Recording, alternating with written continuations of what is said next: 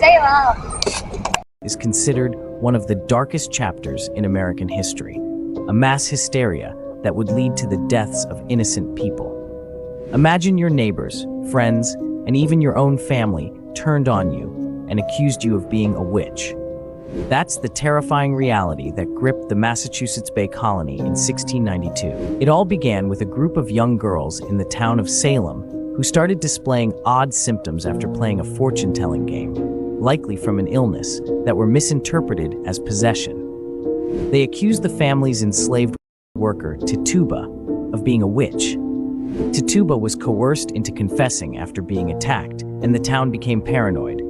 Local women who were outsiders, social outcasts, were targeted with accusations of witchcraft. Arrests were made left and right, based solely on the word of accusers. Over the next year, a special court was convened, and over 200 people were accused of witchcraft, the youngest being only 4. Many were jailed, while 19 were sentenced to death. But the most disturbing part? The evidence used to convict these supposed witches was completely absurd. The girls would accuse the accused of afflicting them with bites, pins stuck in their bodies, and demonic visions. They claimed the devil himself had taken the shape of the accused to attack them. This spectral evidence was seen as proof of a pact with the devil and was enough to sentence people to death. Today, the Salem witch trials stand as a sobering reminder of the devastating consequences of mob mentality and the dangers of fear. And first off is where it all started.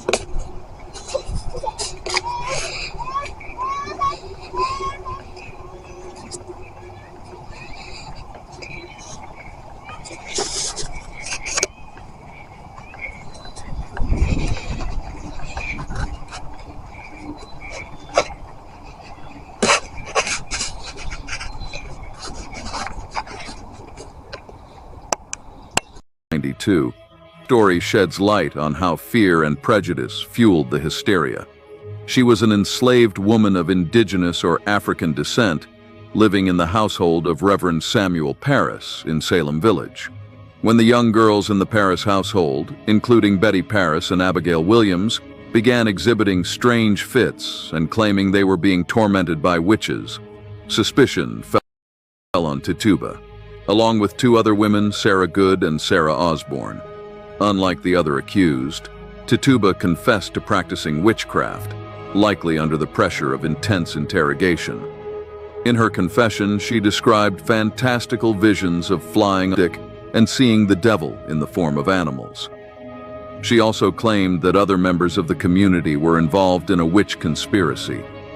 Her confession ignited a panic that spread through Salem, leading to dozens of accusations. Tituba's confession is complex. Some historians believe she may have confessed to avoid execution, as a confession often spared the accused from hanging. Additionally, her status as an enslaved woman made her particularly vulnerable to accusations and coercion. After her confession, Tituba spent over a year in jail. She was never executed, but her fate after the trials is unclear.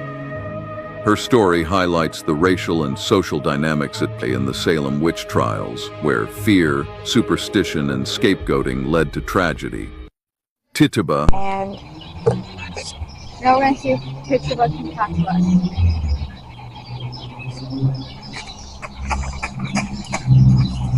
Hey, Skylar. What spirit box are you using? This one? Oh, okay. I'm going to use this one. I think I just said a bad word. Show me what spirit box it is. What is it? It's Sam and Colby. All right.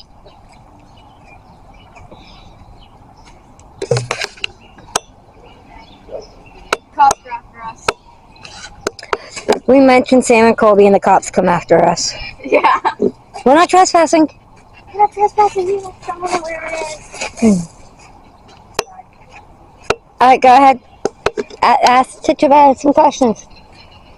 No. What did he say? Google it. Google it? I was going to actually ask a question. They told me to Google it. Guys, want to know what question I was thinking before I answered? Before it answered me? Before I said it? Yeah, I said Google it. I was going to say, hey, Tituba, are you guilty? And Tituba was the first one that was accused, but was found innocent. That was a male voice. Oh, now that was your son, and we say Salem Colby's male voices. Yep. It's answering us. Miss me? I just said miss me? Like, miss me. Is it playing in reverse? Yeah. So, Skylar, come here. Explain to your viewers what does it mean to have a spirit box in reverse. It means if it said a word when you're going forward, you can replay the word. It means that everything, all the radio waves that we are using is being played backwards. So if we hear a word forward, it's the spirit box. Copy? Great to know that. Okay, I'm going to step. Dad said your name. What name? Said Jenny. Cool. Rad. I said Rad. Rad? Rad.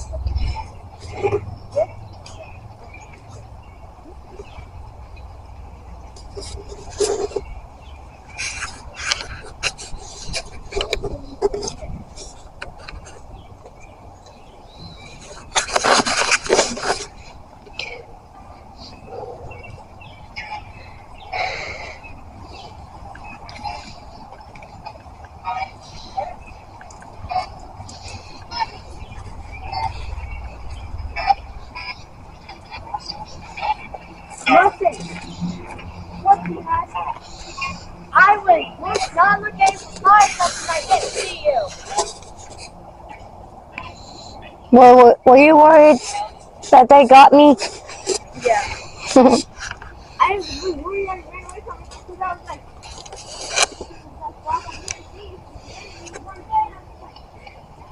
I looked around and I just saw you. I was like,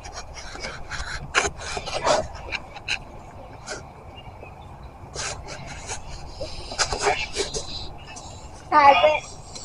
Does it not? This said has it. So this is not safe. If it says something like not or has it, that's not safe. I'm having a wrong. Safe. If it's an S word, it's safe. If it's a N word, it's not safe. Like not. Okay, come on. Now it's time for our next stop.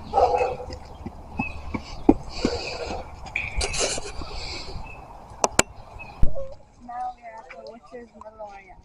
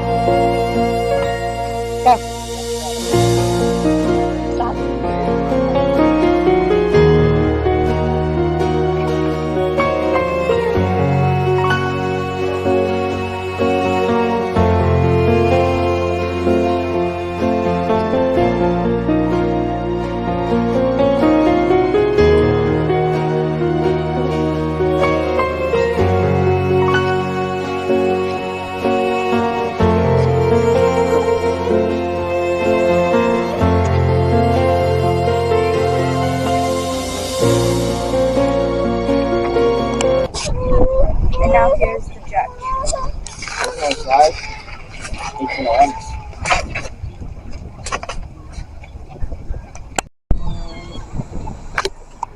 This is the judge's house, aka the witch's house. What's you guys going today? We're in Salem.